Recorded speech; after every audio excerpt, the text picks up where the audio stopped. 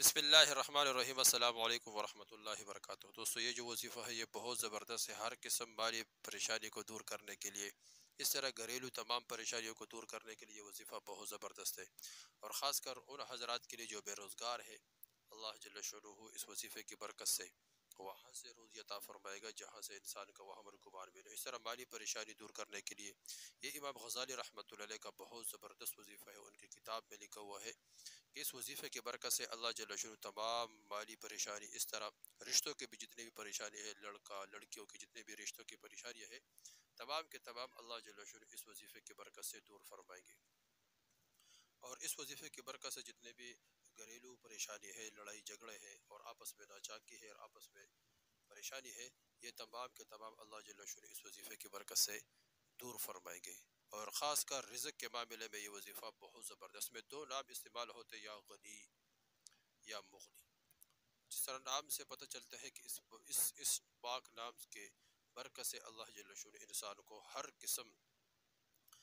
قسم پریشانیوں سے غنی فرمائیں گے، اور ہر قسم پریشانیوں کی مدد اللہ جل شانہ اپنے غیبی خزانوں سے فرمائیں گے۔ ویسے بھی اللہ جل شانہ نے وعدہ کہ یبسط الرزق لمن یشاء، اللہ جس کے لیے چاہتے ہیں رزق کو خوب وسیع کر دیتا ہے۔ رزق کی جتنے بھی مسائل ہے، یہ تمام کے تمام انسان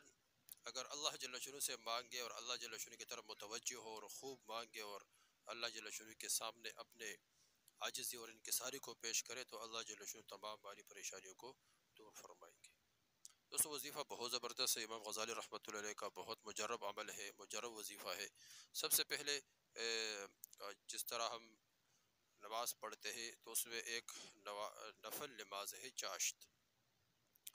چاشت جس طرح 9:30، اس طرح 10 بجے، 9 بجے اس کو پڑھا جاتا ہے،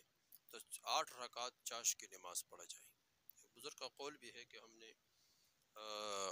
رزق کی تنگی چاشت کی نماز میں دیکھی، جو رزق کی جتنے بھی تنگی ہے یہ دور کرنا یہ چاشت کی نماز میں ہے۔ تو اس طرح سب سے پہلے ہم چاشت کی نماز پڑھے 8 رکعت، اور اس کے بعد سورہ ضحیٰ، والضحیٰ واللیل اذا سجی،